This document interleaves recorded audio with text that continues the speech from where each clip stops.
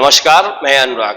राम मंदिर में चढ़ावा चोरी के मामले में रोज रोज नए खुलासे के बाद भी ट्रस्ट और चंपत राय के पक्ष में खड़े समर्थक चाहते हैं इस मामले पर ज्यादा चर्चा ना हो और न इस मामले का और अब ज्यादा तूल दिया जाए।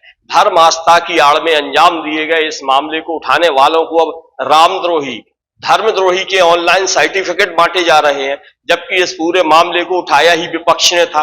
इस मामले की जानकारी ट्रस्ट के सर्वा चंपत राय को समय पर लग जाने के बाद भी एफआईआर दर्ज कराने की बजाय उसे दबाने का ही प्रयास किया गया।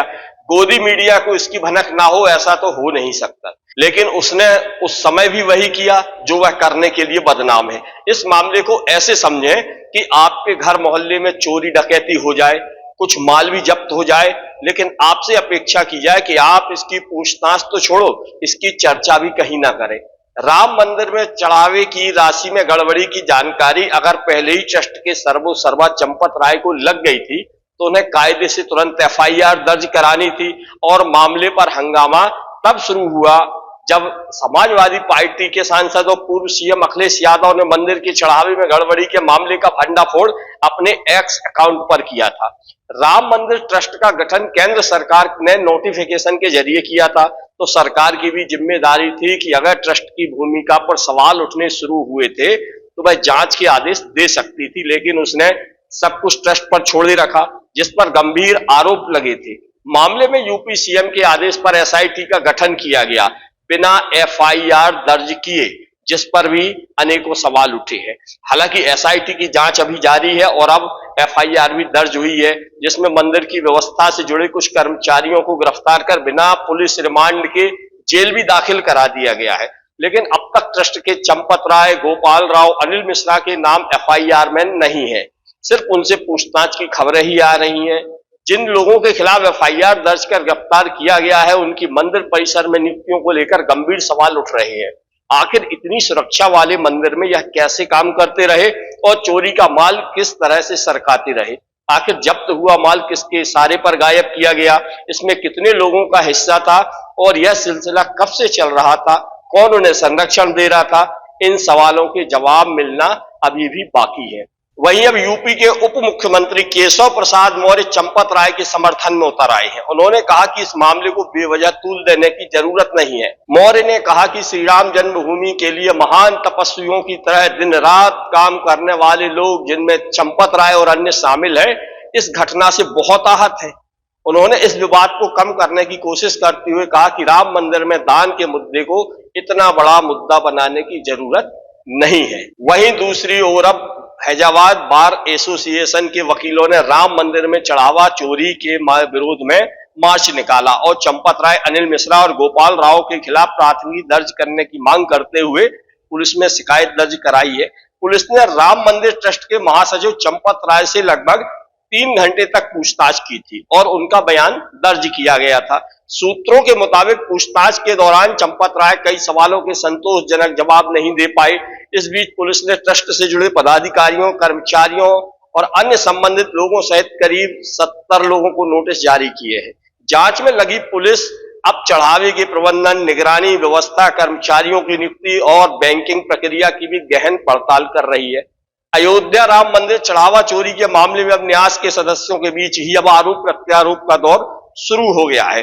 पहली बार राम जन्मभूमि तीर्थ न्यास क्षेत्र के न्यासी महंत दिनेंद्र दास महाराज ने पूर्व पदाधिकारी गोपाल राव पर आरोप लगाया है। उन्होंने कहा कि पूरी गलती गोपाल राव की है, वे राजनीति कर रहे हैं और सभी को फंसा देते हैं। वे राम की परंपरा का पालन नहीं करते। गोपाल राव मंदिर के निर्माण प्रभारी और न्यास के आमंत्रित सदस्य थे, जो मूल रूप से कर्नाटक के निवासी हैं। ट्रस्ट के कोषाध्यक्ष गोविंद गिरी से भी पूछताछ अब होगी। वित्तीय देखरेख की जिम्मेदारी क्योंकि उनके ही पास थी। सूत्रों के अनुसार पूछताछ के दौरान जांच अधिकारियों ने चंपत राय से चढ़ावे की निगरानी की व्यवस्था, प्रशासनिक निर्णय, कर्मचारियों की जिम्मेदारियों और शिकायतों के निस्तारण को लेकर कई सवाल पूछे। उनके बयान को रिकॉर्ड किया गया है, जिसका मिलान अब अन्य गवाहों के बयानों और उपलब्ध दस्तावेजों से किया जाएगा। यदि जांच के दौरान आवश्यकता महसूस हुई तो उन्हें दोबारा भी पूछताछ के लिए बुलाया जा सकता है। पुलिस सूत्रों का कहना है कि इतनी कड़ी सुरक्षा व्यवस्था के बावजूद चढ़ावे की चोरी कैसे संभव हुई, यह जानने की कोशिश की जा रही है।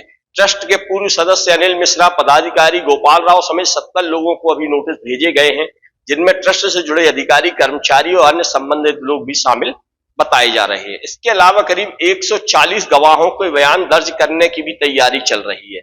जांच एजेंसियां मंदिर के 5 से 6 अन्य कर्मचारियों से भी पूछताछ कर चुकी हैं, जबकि गणना व्यवस्था और सुरक्षा से जुड़े लगभग 30 लोगों से भी अभी पूछताछ की तैयारी की जा रही है। इस मामले में आम आदमी पार्टी के राष्ट्रीय संयोजक और दिल्ली के पूर्व मुख्यमंत्री अरविंद केजरीवाल ने इस मामले में बेहद गंभीर आरोप लगाए हैं। श्री राम मंदिर में चढ़ावे की चोरी हुई है, अब ये सब लोग मान रहे हैं, पर क्या असली दोषियों को, बड़े लोगों को, जो बड़े बड़े प्रभावशाली ताकतवर लोग इसमें शामिल हैं, उनको सजा मिल पाएगी? उनकी गिरफ्तारियां होंगी? क्या उनके खिलाफ एक्शन होगा? मैं देख रहा था टीवी पे कुछ एंकर हर बात पे ये कह रहे हैं कि मोदी जी हैं, मोदी जी किसी को छोड़ेंगे नहीं, मोदी जी किसी को बख्शेंगे नहीं। मैं लोगों से पूछना चाहता हूं कि क्या आपको भी भरोसा है कि मोदी जी असली चोरों को सजा दिलवा पाएंगे? इनके एक बड़े नेता हैं ब्रजभूषण, अभी मैं सोशल मीडिया में उनका स्टेटमेंट देख रहा था। ब्रजभूषण का कहना है, अगर मैंने मुंह खोला तो बहुत बड़े बड़े नाम आएंगे और मेरे को खतरा है। ऐसे कौन से नाम है जिससे ब्रजभूषण को भी बोलने में डर लग रहा है? बाबा बागेश्वर धाम का मैंने स्टेटमेंट सुना, उन्होंने कहा बहुत बड़े बड़े लोग शामिल हैं, अगर मेरे ऊपर आंच आ सकती है अगर मैंने मुंह खोला तो। इतने देश के ताकतवर और इतने बड़े लोग नाम लेने से डर रहे हैं, तो इसका मतलब ये 8 लोग जिनको गिरफ्तार किए तो आंख में धूल झोंक रहे हैं, असली लोग तो कोई और है। जिनको पकड़ा गया वो तो सिर्फ प्यादे हैं। तो मैं प्रधानमंत्री जी से पूछना चाहता हूं, प्रधानमंत्री जी, इस देश की जनता जानना चाहती है कि आप किसको बचा रहे हो और क्यों बचा रहे हो और आपकी क्या मजबूरी है? देश के करोड़ों करोड़ों लोगों की आस्था उसको ठेस पहुंची है। चंपत राय से हुई पूछताछ में यह भी पूछा गया कि चढ़ावे की निगरानी की व्यवस्था कैसे संचालित होती थी, कर्मचारियों की जवाबदेही किसके पास थी और यदि पहले कोई शिकायत मिली थी तो उसका निस्तारण किस प्रकार किया गया था। सूत्रों का दावा है कि चंपत राय ने अपनी भूमिका से इनकार करते हुए कहा कि जैसे ही उन्हें मामले की जानकारी मिली, तत्काल कार्रवाई करते हुए संदिग्धों को पकड़वाने और एफआईआर दर्ज कराने की प्रक्रिया शुरू कराई गई। उन्होंने यह भी स्वीकार किया कि चढ़ावे के सुरक्षित प्रबंधन की समग्र जिम्मेदारी ट्रस्ट की व्यवस्था का हिस्सा थी। कर्मचारियों की नियुक्तियों को लेकर जब सवाल किया गया, खासकर रिश्तेदारों या परिचितों को किस आधार पर जिम्मेदारियां दी गई, इस पर चंपत राय ने कथित तौर पर यह कहा है कि जरूरतमंद लोगों को अवसर दिया गया और नियुक्ति की प्रक्रिया में केवल उनकी ही नहीं बल्कि ट्रस्ट के अन्य सदस्यों की भी भूमिका रही है। एसआईटी की जांच केवल मंदिर परिसर तक सीमित नहीं रही, बल्कि भारतीय स्टेट बैंक की अयोध्या धाम शाखा तक भी पहुंची। वहां शाखा प्रबंधक सहित 5 कर्मचारियों से पूछताछ की गई और मंदिर के चढ़ावे से संबंधित जमा प्रक्रिया के दस्तावेज भी प्राप्त किए गए हैं। साथ ही आरोपियों के बैंक खातों का विवरण और पिछले 5 वर्षों का बैंक स्टेटमेंट भी मांगा गया है। पूछताछ के दौरान जब आरोपी टुन्नू यादव को लेकर सवाल किया गया तो चंपत राय ने कहा कि वह लंबे समय से उनके संपर्क में था। सूत्र बताते हैं कि एसआईटी ने चंपत राय से यह भी पूछा कि चढ़ावे से जुड़े कार्यों के लिए कर्मचारियों की नियुक्ति किन आधार पर की गई। जवाब में उन्होंने कहा कि नियुक्तियों के लिए कई मानक अपनाए गए थे और यह निर्णय किसी एक व्यक्ति का नहीं था। उनके अनुसार विभिन्न लोगों की सिफारिशों और निर्धारित प्रक्रिया के आधार पर नियुक्तियां की गई थी। चंपत राय ने स्वीकार किया कि हाँ, ये मेरी गलती है कि शिकायत दर्ज कराने में देरी हुई। उन्होंने बताया कि वे अपनी ओर से आंतरिक जांच करते रहे। उन्होंने पुष्टि की कि 5 जून का वहां फुटेज जिसमें अविनाश शुक्ला के घर से नकदी बरामद हुई थी, ट्रस्ट को पहले ही इसकी जानकारी थी। हालांकि उन्होंने दोहराया कि चोरी की जानकारी सबसे पहले उन्हें ही मिली थी और उसी के बाद पुलिस कार्रवाई शुरू हुई। चंपत राय ने एसआईटी को बताया कि जब उन्हें अनुकल्प मिश्रा के संबंध में जानकारी मिली तो उन्होंने पुलिस के साथ समन्वय कर शुरुआती जांच कराई, जिसके बाद उसकी गिरफ्तारी हुई थी। इस मामले को सबसे पहले उठाने वाले समाजवादी पार्टी के अध्यक्ष अखिलेश यादव ने एक बार फिर इस मामले की उच्च स्तरीय जांच की मांग की है। जो चढ़ावा चोरी कर सकते हैं वो हमारा वोट चोरी क्यों नहीं कर सकते, सांसद क्यों नहीं चोरी कर सकते। इसलिए हमें बहुत सावधान रहना पड़ेगा।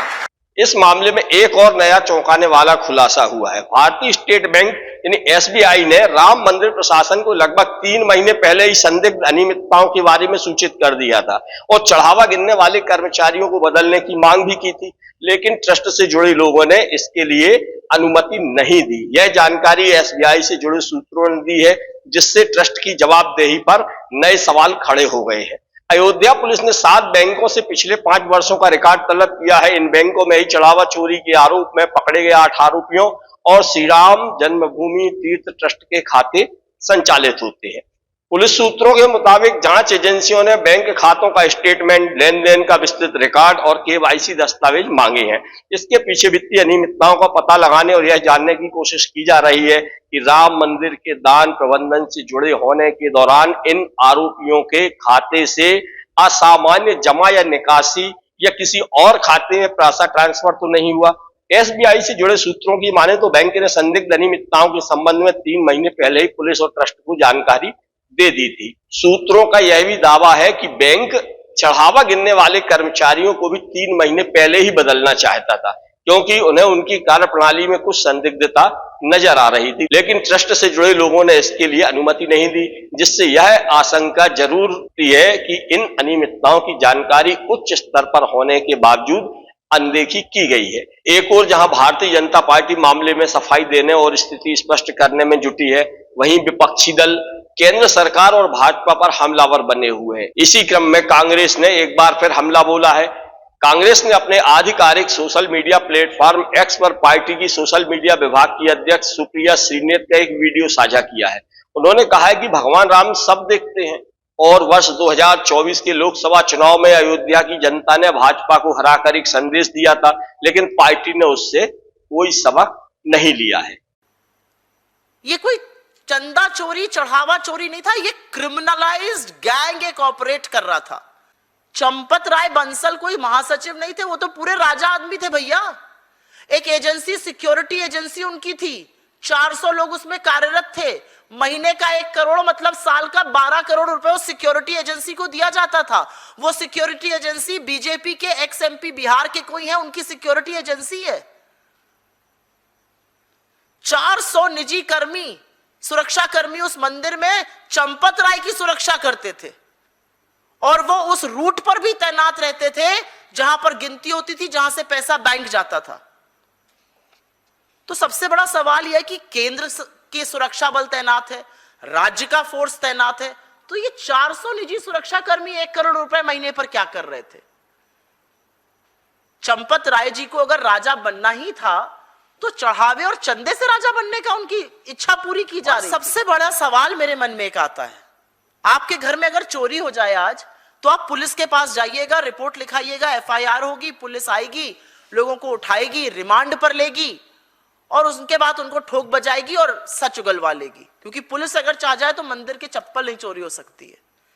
यहां पुलिस आई, पुलिस ने प्यादों को गिरफ्तार किया और वो प्यादे स्टेट के दामाद बनकर जेल में मजे की जिंदगी जी रहे और बड़े लोगों को छोड़ दिया गया, बड़े डाकुओं को, कि आप लूटा हुआ माल पहले ठिकाने लगा लीजिए।